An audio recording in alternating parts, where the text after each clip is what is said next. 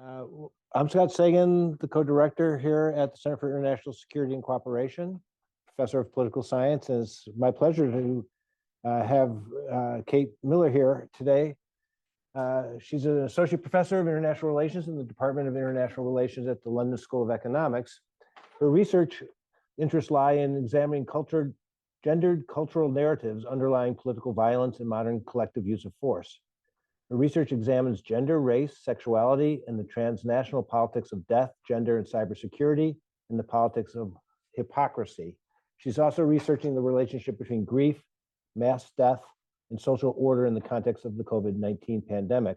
In addition to her LSE position, Dr. Millar is associate editor of the journal Security Dialogue and an associated researcher with the Center for Women, Peace, and Security at the London School of Economics. And she also participated in the consultation process regarding the UN's Women, Peace, and Security agenda for the UK Foreign Office and the NATO Defense College and NATO Defense Education Enhancement Project.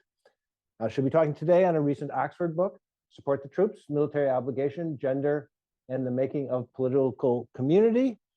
We'll be following the normal CSEC routine of speaking, and then we'll open it up for questions, critiques, comments.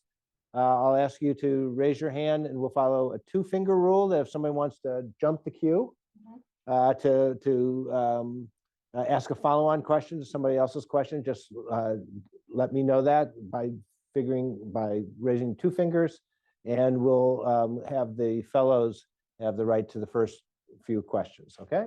But anyway, join me in welcoming Kate.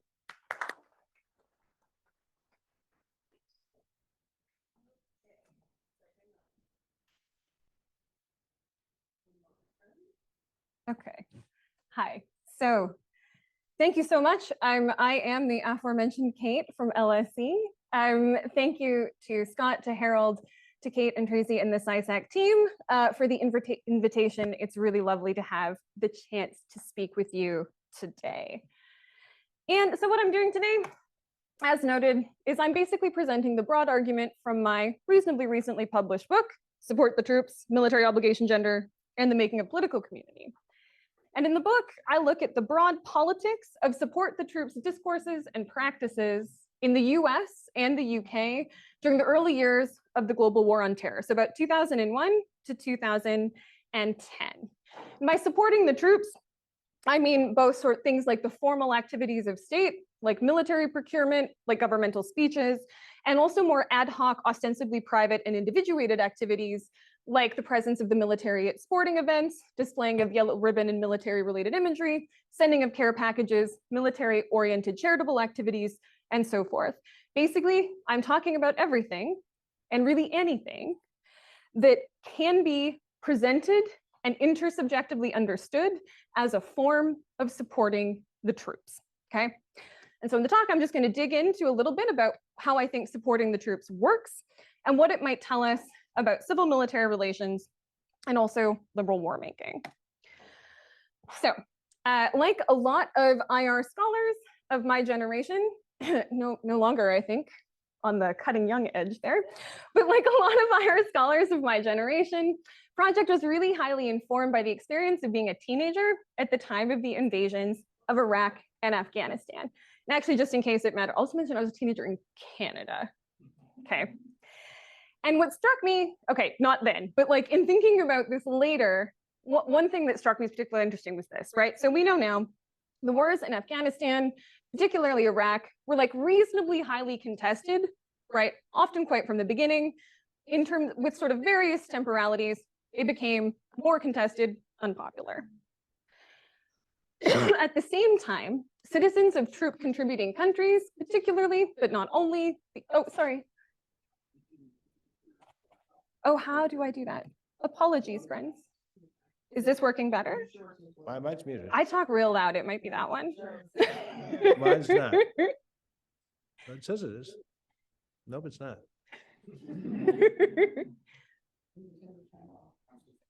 No, not to worry. Have we got it? Is that better? Yeah. Okay, cool. Oh, yeah. So at the same time, what you see in a variety of surveys is something that I think is a bit interesting, right? Which is that Citizens of the troop contributing countries, particularly, though not only, the US and UK, routinely report thanking military personnel for their service, right? So depending what survey you look at, somewhere between 76 and 90% of Americans report having thanked military personnel for their service. Similar figures pertain in the UK, something around 90% support for military personnel serving in Iraq and Afghanistan. Now, the part about that I think is interesting is that those figures mean that some reasonably large portion of people thanking the troops for their service were thanking them for participating in fighting a conflict that it's reasonably likely the person doing the thanking opposed, right? Or at least held strongly mixed feelings towards. And I thought that was interesting. What I think is even more interesting, though, right, that at the time and to some degree now, that is very rarely considered to be odd, okay? And in fact, I'd be willing to bet money that someone in the audience is thinking like, yeah, in the context of an unpopular or at least contested war, people thank the troops for their service. What else are they supposed to do? Which I think is a really good question.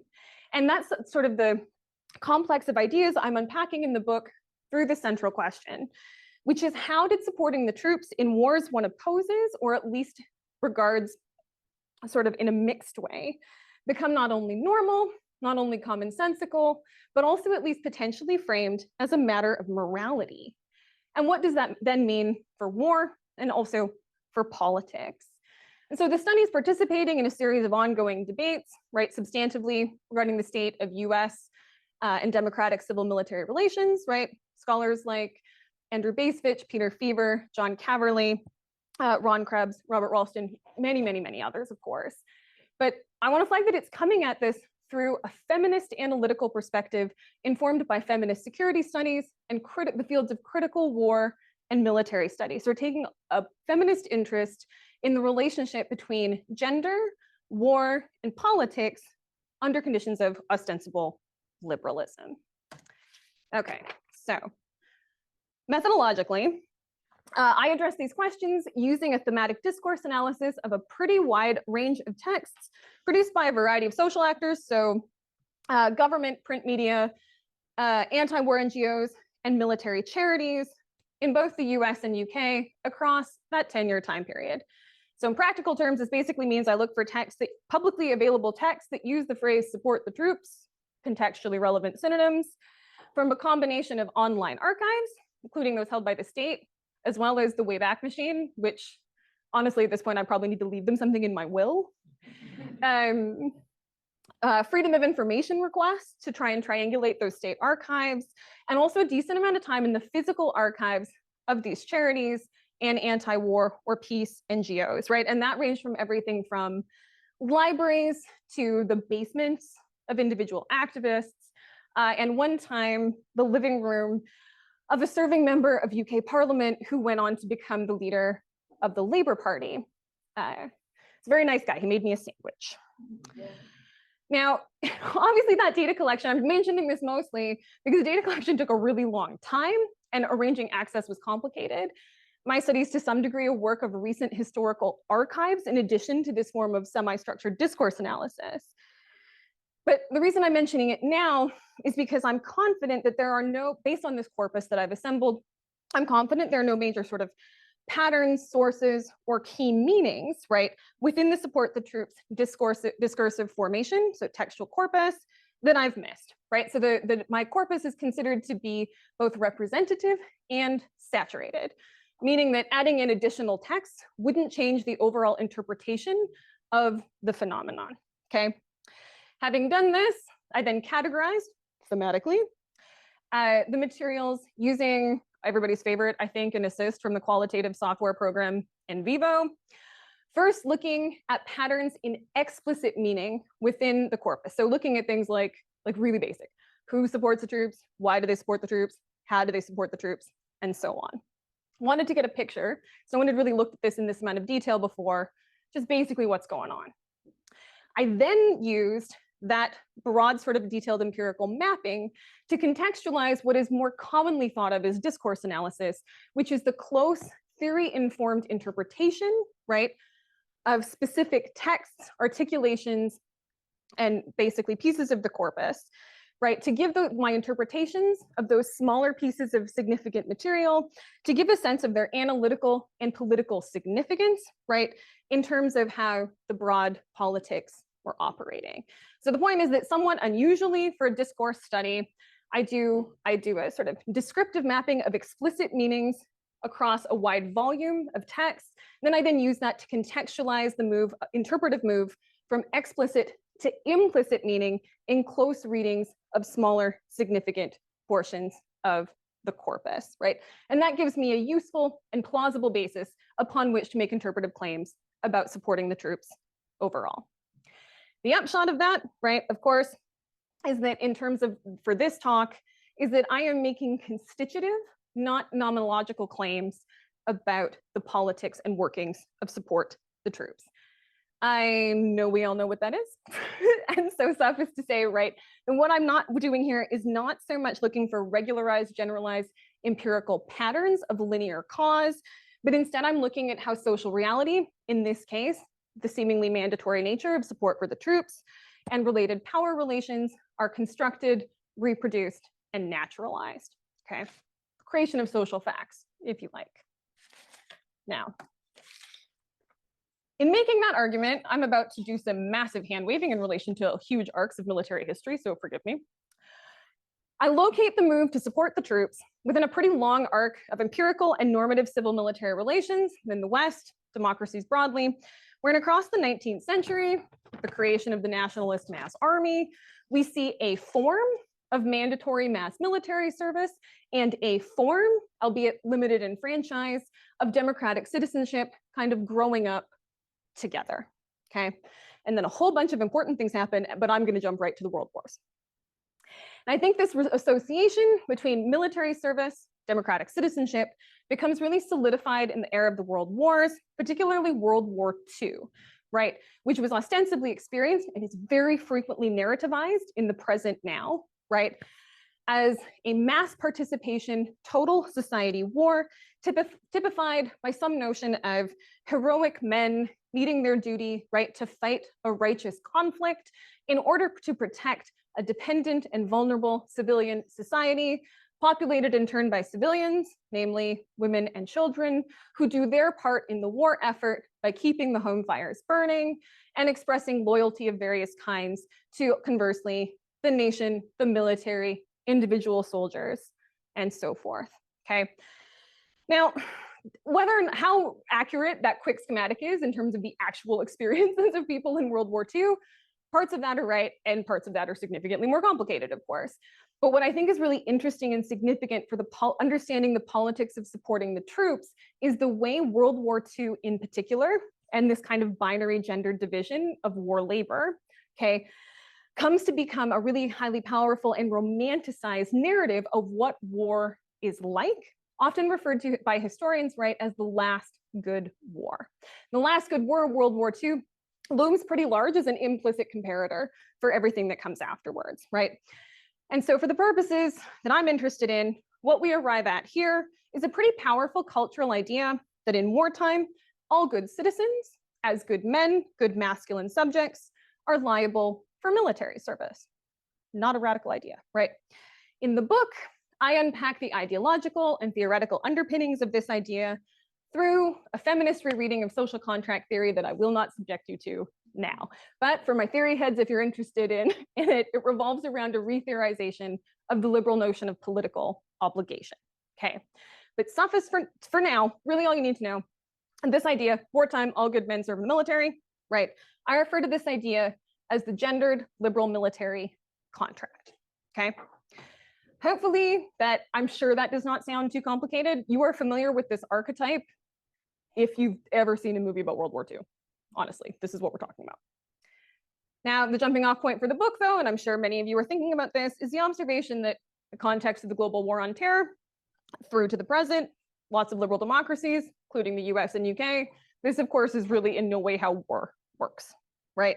Instead, we have frequently more distant conflicts fought by a smaller, professionalized armed forces of volunteers. And so in the book, I suggest that this transformation is important to understanding the politics of supporting the troops, right? A shift and the normative structures of civil military relations, and I think alongside them, some idealized gender roles in terms of heroic soldiering masculinity, how that relates to citizenship, right? Away from an idea of mass service militaries populated by men, citizen soldiers, towards a volunteer professional armed forces that is increasingly populated by people of a variety of embodied identities and social positions, right? So again, most people in the past, men, the present, pretty much everybody who aspires to be a good citizen, no longer serve in the armed forces, including in times of war. And the reason I'm really pressing this point is because I think that this unsettles, in a normative sense, our understanding of what it means to be a good citizen, a good person, a good man, and so forth, right, in wartime. And I refer to this as a fracture in that gendered liberal military contract. And that fracture and what that might imply about what it means to be a good citizen, what it means to be performing normative ideas of gender, I think is a really important context for understanding the emergence and politics of supporting the troops. It also points towards some of the scope conditions from the argument, right? Obviously, in terms of this fracture, in states with conscription, this problem doesn't arise, right? It's kind of a non-issue. Others exist. The other is that empirically, I really am just talking about the US and UK, right? I just am. But analytically, parts of my argument can be, drawn up, abstracted, extrapolated, and so forth. At kind of a meso level, we could be thinking about basically liberal democracies with professional armed forces, right? This is sort of what we're talking about. Okay, so if you're with me so far, thank you. Where we're at is A, military service is a core, though often under-acknowledged component of liberal citizenship. B, legitimating it as such relies on reference to a binary heteronormative gender, usually notions of idealized masculinity in relation to citizenship. And C, this setup is currently being challenged by transformations in the structure of liberal civil military relations, which is where I think supporting the troops comes in. So for the balance of the talk, basically what I'm going to do is present the components of my argument, looking first at the troops, looking then at support. Discourse analysis is nothing if not embarrassingly literal. Okay, so in terms of the troops, obviously we have had the word troops as a descriptor for an empirical group of soldiers for a very long time. But the idea of the troops as we would recognize it in support the troops politics today, right, as a distinct military figure that is almost soldiers, but not quite, that is almost veterans, but not quite, that is related to the institutional military, but is not a synonym for it, that exists as a specific site of basically collective social concern and emotional investment. That idea is an artifact of the 20th century, okay? And more specifically, in the US, this dates back to, in a way that I suspect will surprise literally no one, the war in Vietnam, okay? And so we first see in the US references to supporting our troops by first the Johnson and later the Nixon administrations, basically launching what historians suggest are basically astroturf campaigns, okay, calling on the public to support our troops, much more often this time referred to as our boys in Vietnam, largely as a way and part of broader campaigns to combat the anti-war movement and shore up public support for the conflict. And this idea of the need, exigent and existential need to support our boys in Vietnam eventually gets tied into the narrative after the war that the general public, I know you're familiar with this narrative, betrayed the returning soldiers and generation of veterans. In the UK, there's this idea shows up, but there's quite a big lag. In the UK, honestly, this doesn't really take off till the war on terror. But in the UK, references to supporting our boys start to appear around the time of the Falklands-Malvinas War, where both the state and our friends, the UK tabloid media, start to push really highly nationalistic and I think uncontroversially militaristic imagery in relation to the Falklands-Malvinas conflict, which has the important political effect of starting to rehab, basically, British civil military relations, and particularly idealized notions of British soldiering masculinity after the somewhat ignominious small wars involved in the winding down of the British Empire and the highly contested conflict in Northern Ireland, the north of Ireland, during the Troubles. Now, where we really start to see supporting the troops emerge, this will again, I think, hopefully resonate with your own experiences, is that by the first Gulf War in the US, a social consensus forms that the troops absolutely must and are supported. And this is framed at the time often as a really explicit redemption of that idea of the Vietnam era betrayal. So we're going to prevent that from happening again. And it's accompanied by a lot of the practices we would recognize from the politics of troop support today, right? Including lots of yellow ribbon imagery, flags, symbolism, some of the charitable works and so forth that we would now see. The UK also sees some references to support for the troops in our boys during the first Gulf War, but a significantly lower volume. Again, pushed by the tabloids, but also importantly, increasingly, it's a phrase that's used by UK politicians. And so with differing degrees of intensity, we see in each state the idea of supporting the troops in conflict as commonsensical, as potentially a moral expectation, right? And often, really importantly, essentially synonymous with supporting the war, basically emerge at the time of the first Gulf War. Now, as I'm sure everyone knows, when we get to the post 9/11 era, largely through to the present, this starts to shift, right? As the consensus in the US remains that the troops absolutely must be supported, it's an important expectation of being a good public person in the United States. In the UK, we see this take off a little more slowly, but by around 2008, I think it's fair to say this is also a commonsensical idea within the UK, right? This idea continues to roll, but no longer with consensus that it is synonymous with supporting the war, okay? And instead, what we see in contrast first Gulf War during the War on Terror, we see all positions related to the invasions of Iraq and Afghanistan, ambivalence, support for the war, opposition to the war, all phrased in terms of support for the troops, right? Not mechanistically or deterministically, but very, very commonly, okay? And so we see a shift in the commonalities in the way the troops are discussed and framed, away from this idea that it means it's also conveying a political relationship to the war and also to the government. And instead, the commonalities start to revolve more around the way the troops themselves are constructed and represented within discourse. And what we see is a couple important things. The troops, again, as I mentioned, are consistently positioned as sometimes synonymous with veterans, with soldiers, with the institutional military, but also often explicitly contrast with soldiers, with veterans, and particularly with the institutional military, right? So it's a martial group that does not quite fit easily within those existing categories. And this is important because the troops are typically about 3 times as often. They're consistently constructed as passive, right?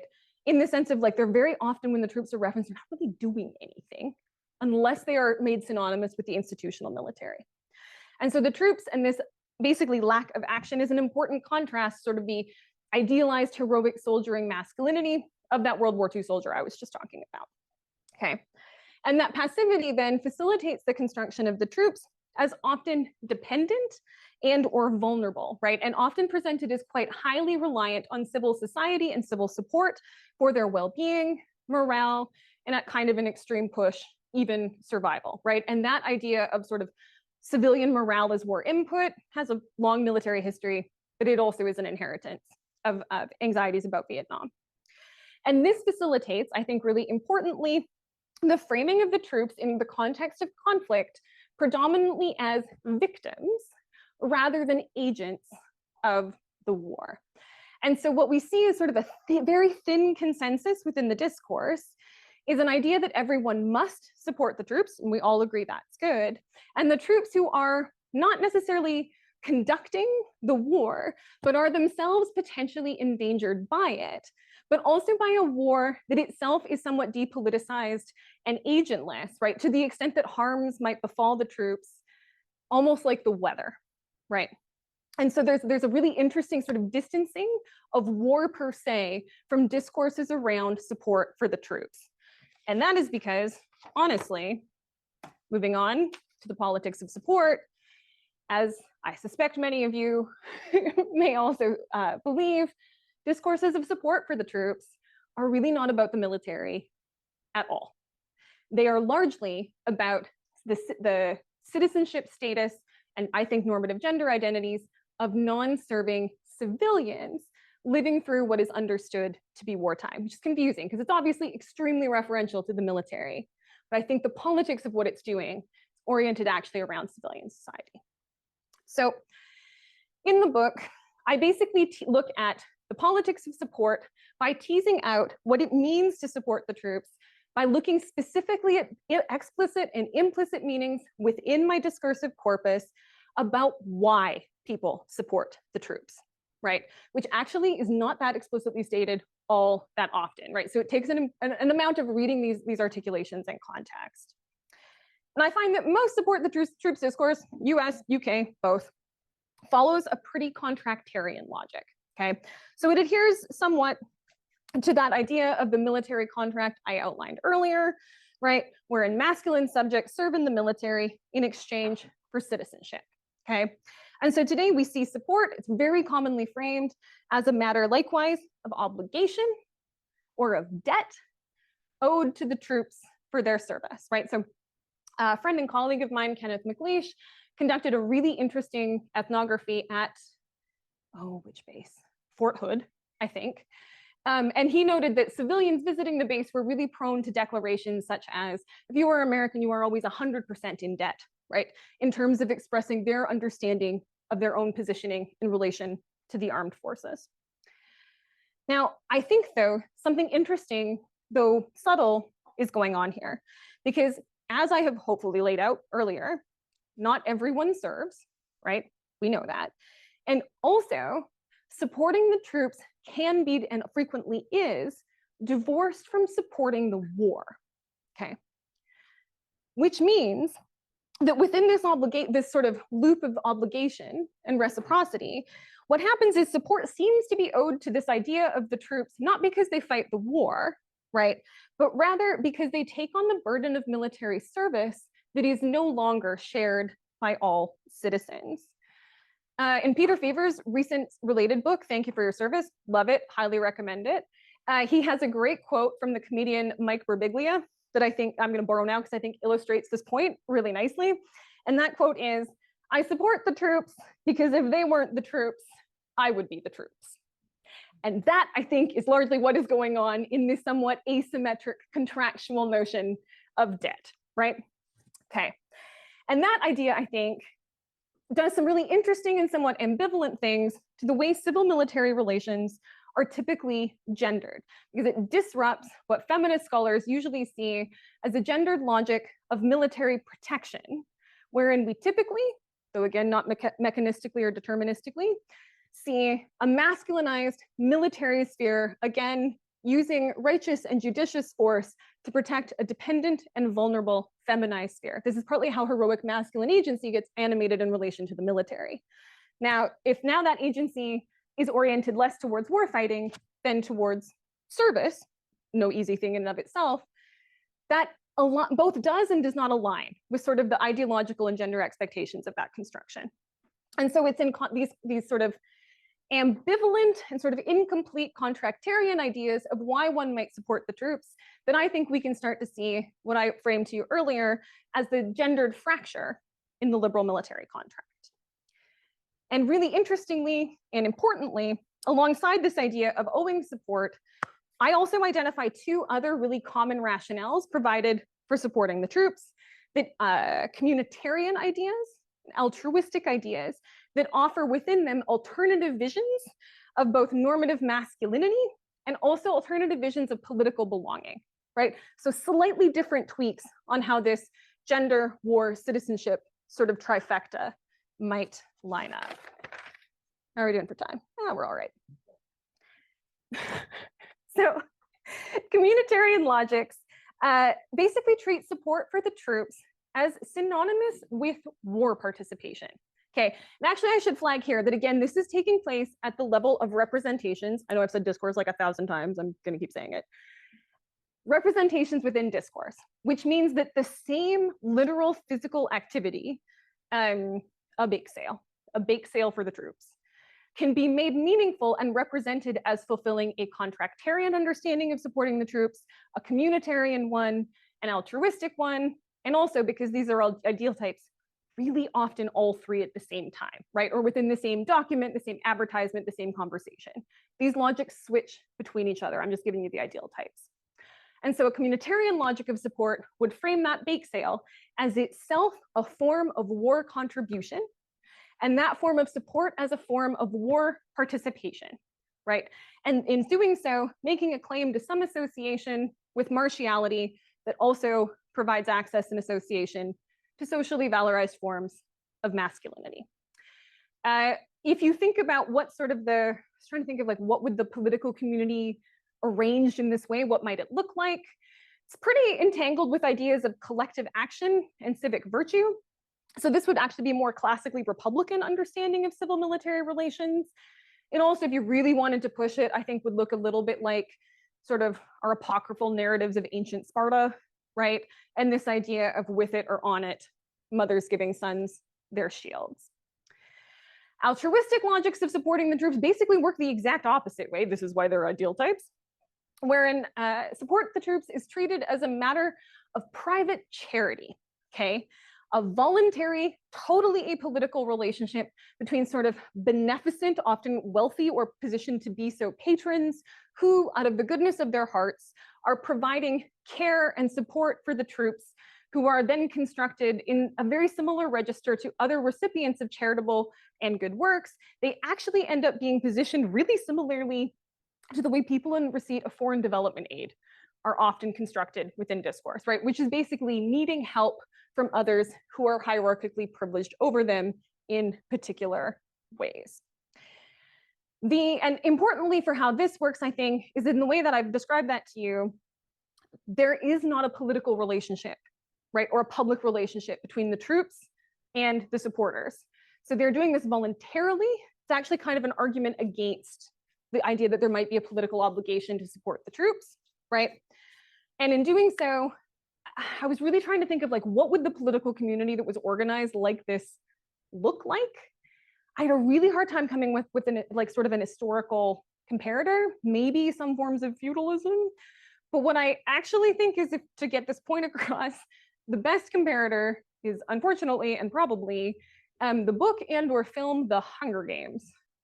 I don't know if anybody's ever seen, we're familiar with this, or like the related Japanese film Battle Royale, right? Where a bunch of really, really rich people sponsor and provide material goods for entertainment and out of sort of the goodnesses of their hearts to these young, unfortunate gladiators who are sent to fight to the death, right?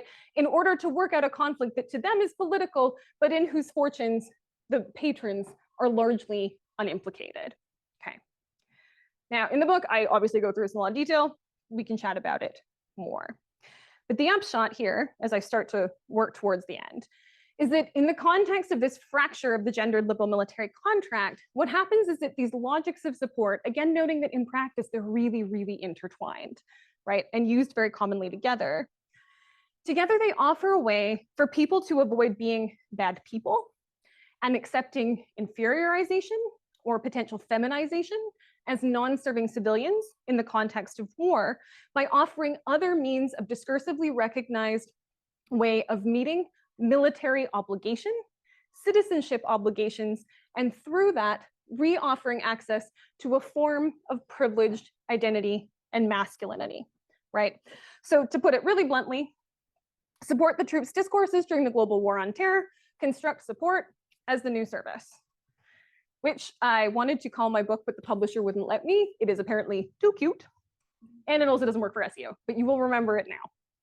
So support is the new service. By that, basically, I mean, as it says here, these discourses construct support as a form of military obligation, right, in very similar register to service, B, as masculine or masculinizing, particularly when placed in relationship to this somewhat counterintuitive framing of the troops as passive, dependent, and vulnerabilized, and also really importantly, mandatory, okay? So to be a citizen is to be obliged to support the troops to the extent that I think this is an amendment of that gendered liberal military contract I was talking about earlier. It's not a whole-scale replacement, Okay. And that broadly is the central argument of the book. And so where we're at basically is the idea of support is the new service, support as a masculinized norm of appropriate citizenship. We end up with a situation where support is constructed as normal, back to the beginning. And also, I think really importantly, support is also usually phrased, including explicitly, as apolitical. And those two things together, I think, do some really interesting things to the politics of war and democratic debate. So as a way of wrapping up, I'll just say that the implications of the argument, if you're with me so far, in which case, thank you. The implications of the argument, as I throw my mic on the floor, this is going well. The implications of the argument are basically that this makes liberal wars easier. It makes democratic debate and oversight of the armed forces significantly harder, right? And that works for a variety of reasons. There's a whole chapter in the book looking at the politics of dissent.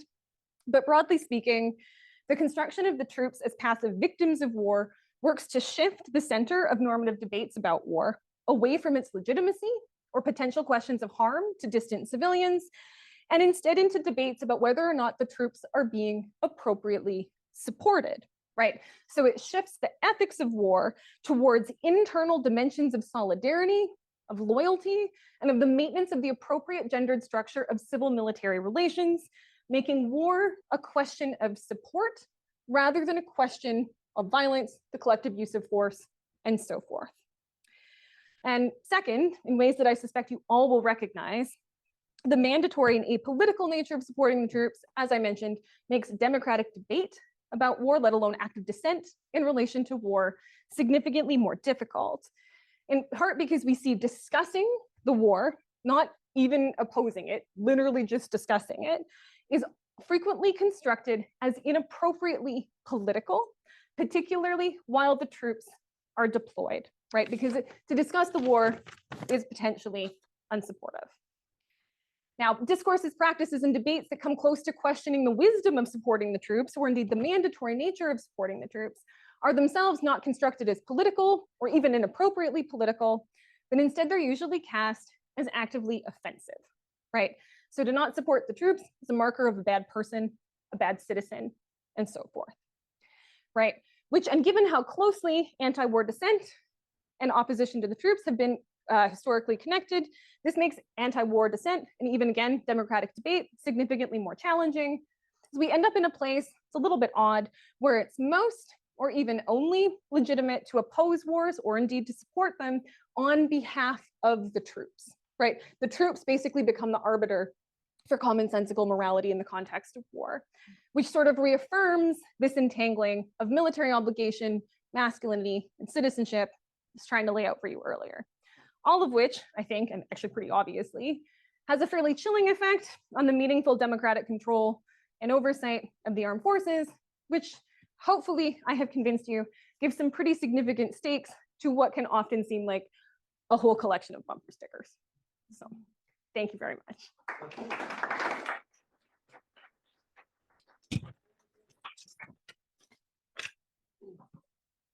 Before I take names who will have questions or comments, I wanted to remind people watching on Zoom, and I see people from Harvard, from think tanks around Washington and Israel, so we've got a wide set of people.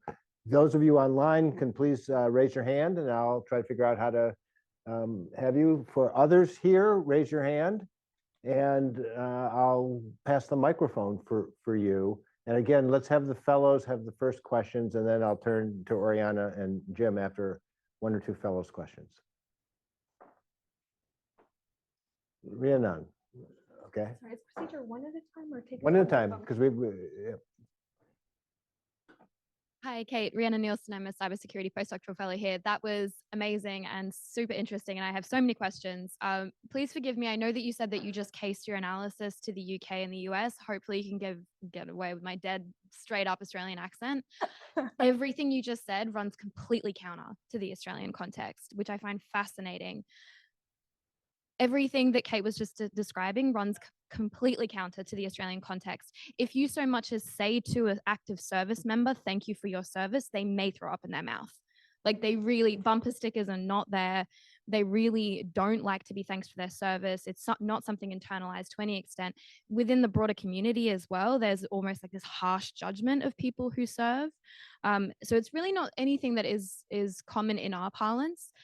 And I was just wondering, given all of that, and I don't mean to put you on the spot because I know you said you didn't look at it, but do you think that that's because this fracture hasn't translated down under? Is there still this fusion between troops, supporting the troops equals support the war, and we keep serving in all of America's invasions? So, sorry guys. So maybe that's why there seems to be this judgment. Anyway, thank you so much. And Oriana next, but let's take, no, Rhiannon, I'm just helping the passing of the microphone, so please. Oh, would you like me to answer? Yeah, Perfect. please. So thank you so much, Rhiannon. Also, I love your work on cybersecurity. It's lovely to meet you with my other hat on. Big fan. Yeah, what a great question. And I think it brings up two things that I think are really interesting. And I have to say, so one is, I'll start with that, which is active service members' relationship to this phenomenon of supporting the troops, which I think is itself fascinating, really important, and something I can get literally no empirical traction on with this particular research design, which isn't to say, anecdotally, I have discussed this with friends and colleagues in the armed forces the whole time I've been working on the project. My general sense is that there are as many relationships to this as there are people in the armed forces, right? And so some people strongly dislike being thanked for their service. Others, in my experience, notably in the UK, actually find it salutary, laudatory, and appreciate it very much, part because in the UK, the military has a slightly lower social profile than it does in the US, right? And so basically all of that is to say that particular sort of aspect is fascinating. I really hope someone will do work on it soon. And if someone knows of a study of that I have not come across, please indeed send it to me. In terms of Australia, I am really fascinated by, I'd love talking about it after, by that characterization. Because when I was casing the study, I would say that in terms of like a really visible politics of support for the troops, in addition to the US and UK, Canada and Australia actually manifest some pretty important components of these discourses, right? And I actually considered using Australia rather than the UK when I was laying out the study. And so to some degree, like I think actually it's like largely an empirical question. I think, and I would also be interested actually in the temporality of it, right? In terms of that, I very much see how in the context of contemporary Australian politics, in association with foreign military deployments with US global and regional hegemony, how that may inject some complications into a politics of support for the troops. But I also wonder if that was the case during the active conflict in Iraq. I suspect that that's not true. Great empirical question. I also think in Australia, if you look at some of the discourse around the recent sort of prosecutions around war crimes, right, in terms of fairly high-ranking, high-profile service members, you will actually see aspects of support the troops discourse, not unlike you can support the troops to oppose the war, support the troops to support the war, likewise going in both directions in terms of perspectives on the appropriateness of these particular war crimes prosecutions, right? We support the troops and the military by indeed supporting the prosecution of bad apples, or conversely, we support the troops and support the military by refusing the sort of appropriateness of prosecutions in this instance at all. I hope that is helpful. Oriana, and then if you pass it to Jim afterwards. Thank you so much for that talk. I also have. Can I ask people to introduce themselves just very briefly? Oh, indeed. Sorry, Oriana Schuyler Mastro. I'm a fellow here at CSAC. I work on China military issues. And as I mentioned, I'm also in the military myself. So I have a lot of questions, and I loved your intervention. It really explains why every time people thank me for my service, my Australian husband rolls his eyes. So I'm very interested in the implications of this. So, this is also somewhat unfair because I'm like, well, what about all these other things that you did not talk about right now? So the first one is, how does this impact war fighting? So I will tell you, Xi Jinping, the current leader of China, I often articulate that he is actively trying to create this model in China. So I just saw for the first time when I was there, separate lines at the airport for military, cheaper tickets for the train, so I'm very curious. My assumption was that this type of narrative is good for military effectiveness. But I'm just curious if you have any thoughts on that. How much is it? And along those lines, like how much of this is organic versus created? I guess I always assumed that it was like politically created by leaders in our minds versus some of the organic things that you mentioned. And along those lines, I guess if you could clarify, I was a bit confused by your implication that this is harmful for civil military relations. I understood that it's hard. I understood the logic, like it's hard to then criticize the war. But I guess for me, the narrative of the passivity comes from the logic that the civilians have such control over the military, right? And then they decide you have to go fight this war, and the military has no say over these things, which is what creates this sort of narrative of wanting to be supportive of them, that they're passive because of the strength of the civilian control. So if you could just clarify for me some of those logics, the civil military relations. I know you talked about communitarianism and altruism. When you talked about that, it seemed like some are very in line with how Republicans deal with the military versus Democrats. So I wanted to know if you had any differences, because I'll tell you, like, as a liberal Democrat myself, when I joined, everyone was like, well, how much money do you owe the government? Because this would be the only reason why you would do this. And I'd always say, well, they didn't pay for any of my education. I decided to serve anyway. While the Republican narrative seemed to be much sort of different. So I was just curious if you saw any difference in partisanship and the rationale for the supporting of the troops. Perfect. Thank you. Shall I go ahead? Yeah, Perfect. Oh, there's a lot. I really thank you for the questions and the comments. There's a lot in there. Let me see. In terms of partisanship, it's a really good question. Over this time frame, I mean, you do tend to see that insofar as when you see support the troops framed as a means of supporting the war, right? That at this time frame was highly but not exclusively associated with the Republican Party, right? They're the government, they're the state at the time, and so on and so forth.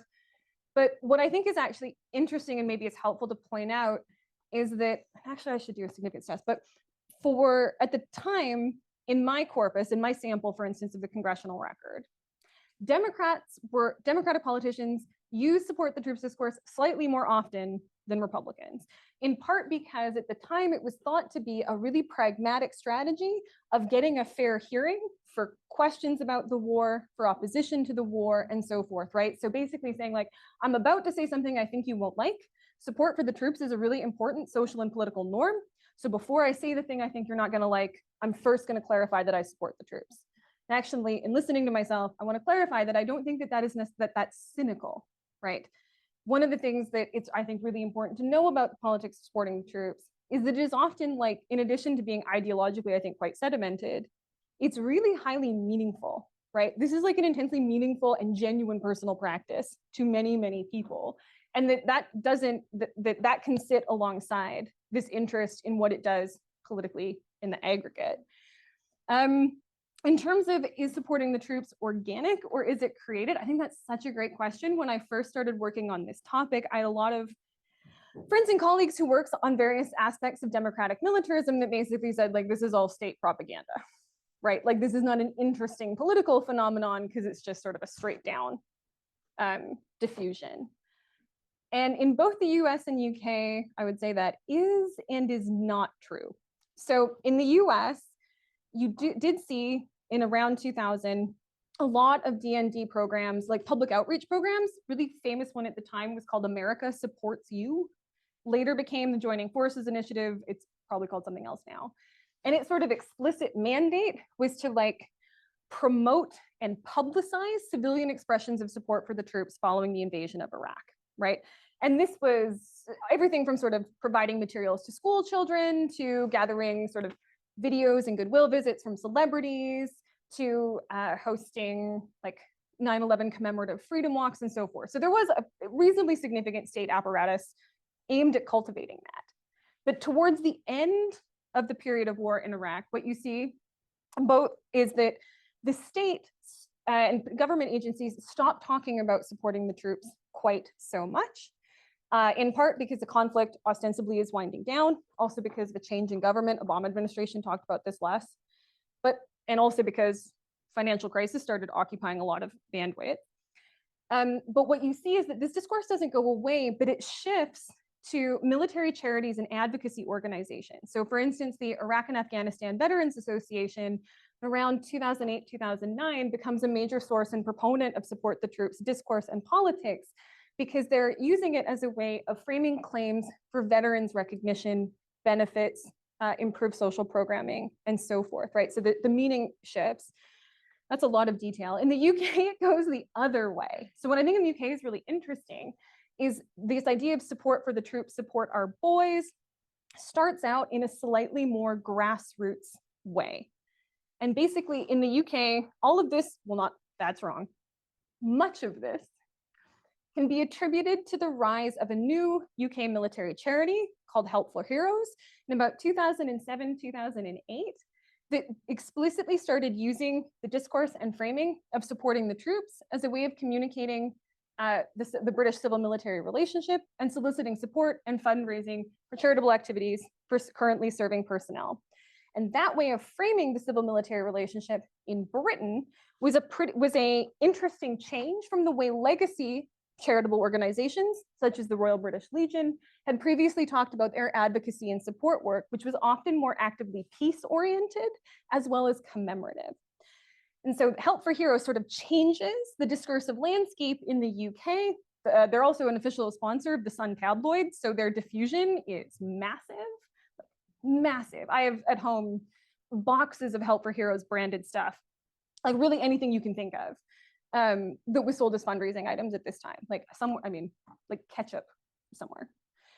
And later in the period, you see a switch from a Labour government to a conservative and coalition government in the UK, with conservative politicians make support for the troops and the sort of the revivification of the civil military relationship in Britain a really strong part of their central formal public policy. And then they start organizing the type of state-led activities in the UK that we'd be more familiar with in the US, including, for instance, an Armed Forces Day, a series of awards recognizing excellent military support with like a red carpet that shows up in the tabloids, right? So it actually is both. And I think there is, to answer or the underlying question, there is I'm pretty convinced there's a fairly organic basis of support for the troops in this commonsensical and often morally inflected way. But in terms of how enduring that is, I think that is an open question. We're going to have one last speed dating round by having Jim, Paul, and Arzan ask their questions and then give Dr. Millar a chance to respond. Brilliant. Great, thanks. Jim Goldgeier, visiting scholar here at CSAC and also co-editor of the Oxford University Press Persian Gap book series. Peter Fevers, thanks for your service, is the most recent book. So glad to hear your kind words for that. I'm interested in better understanding the comparison between Vietnam and Iraq, Afghanistan. I mean, Vietnam, you know, an increasingly unpopular war, people who didn't want to go drafted to go and treated terribly upon their return. Compared to Iraq, Afghanistan, people who were like, you know, I want to go to an unpopular war and being treated, as you've discussed, in a very supportive way. I mean, there wasn't a 9/11 before Vietnam, and maybe the 9/11 is the big explainer of the difference. But I'm just curious why you think troops were so badly treated who fought in Vietnam. Paul, and then Arzan. Hi, Paul Edwards. Thanks. That was a fascinating talk. I kind of want to follow up on aspects of both of these questions, Skylar's and Jim's. Oh, sorry, what? Explain who you are for the speaker. Did I not do that? I'm Paul Edwards. I'm the senior research scholar here at CSAC and director of the Science, Technology, and Society program. And I've written about some of this stuff myself in another context. I didn't quite, you know, I love what you did, but I also didn't really recognize it in the US context because, you know, my thought is kind of like Skylar's, that support our troops becomes kind of a anodyne phrase because you recognize that these people don't have very much agency. You know, they might sign up, they're volunteers, but that doesn't mean that they just signed up to do this. particular war. That's a matter for the political leaders. So supporting the human beings who do the fighting is different from supporting the war itself and the political leaders who get us into these messes. So I just didn't quite see that in your talk anywhere. And it's partly because I'm a child of the Vietnam War era. I grew up, protesting the war and saw some of this, abuse of people who were drafted to fight and things like that. So I have, personally felt that kind of coming around to recognizing these people as agents of the government, that is, not exactly passive, but not, they don't have full agency in this whenever they're involved in a war. So anyway, who's next? Arzan. And then answer which ones you want to. You don't have to give all three. So. I'll make it easy by offering a comment rather than a question. I'm Arzan Tarapur. I'm a research scholar here at CSAC. And more importantly, I am the aforementioned cynical Australian husband. So I concur, but we can talk a little bit offline if you like about the Australian experience.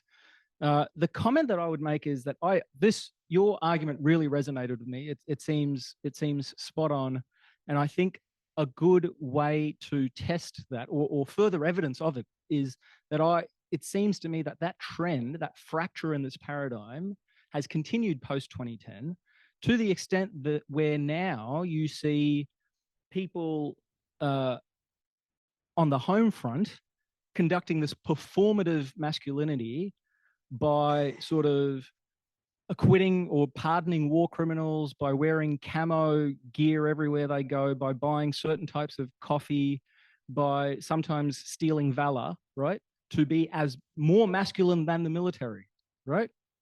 And at the same time, often those very same people critiquing the military for being too woke. Right. Mm-hmm. Right? Mm-hmm. And so it seems to me that the fracture, the disintegration of this paradigm, that the sort of World War II paradigm, has continued apace. Probably social media has a role to play in that because tabloids were a big part of your construct. And I think things have gotten even worse since 2010. You have 5 minutes to answer Brilliant. what you would like. Good grief. Okay, well, thank you, of course, all very much for your excellent questions and comments.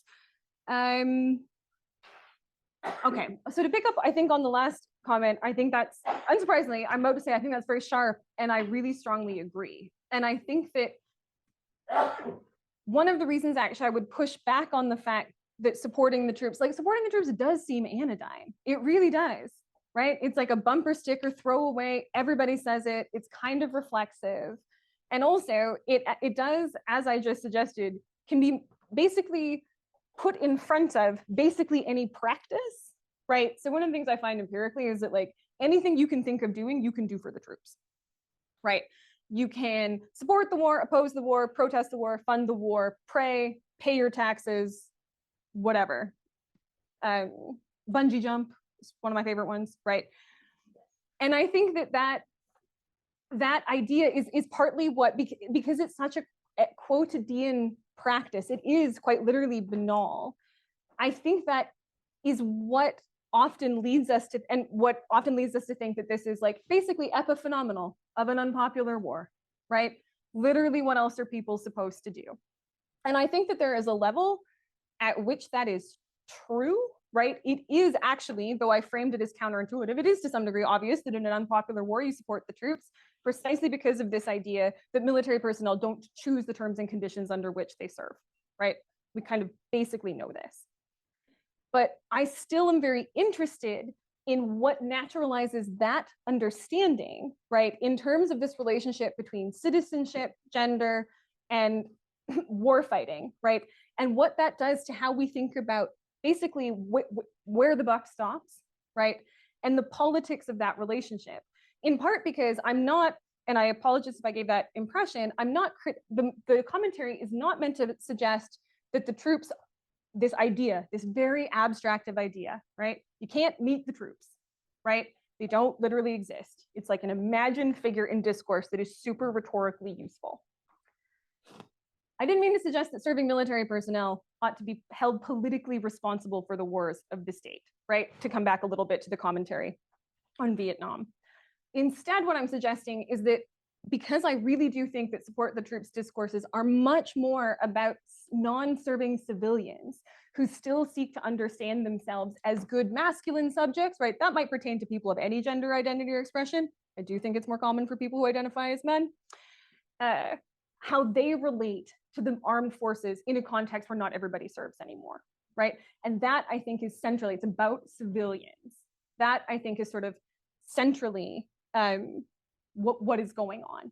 And that therefore what's interesting to me is the way that this discourse disrupts and elides the political relationship between non-serving civilians and the wars of the state, right? Because without arguing about ideas of complicity, agency, participation, and so on and so forth, we do tend to think that in a democracy, there is a political relationship between the populace, the state, its decisions, and so forth. And we know all the empirical reasons why that almost never follows, right? But ideologically, and also in terms of how we think about the politics and ethics of war, that is a construct we tend to remain pretty interested in. Shall I leave it I think there? you probably should. 'cause I we've think hit so the too. I have a hour whole and- bunch of other comments and like book recommendations, so people come find And me after. individuals who asked questions and didn't get a full answer, Dr. Millar will be here up in front for a few more minutes. Indeed. But please join me in thanking Professor Kate Millar for this talk.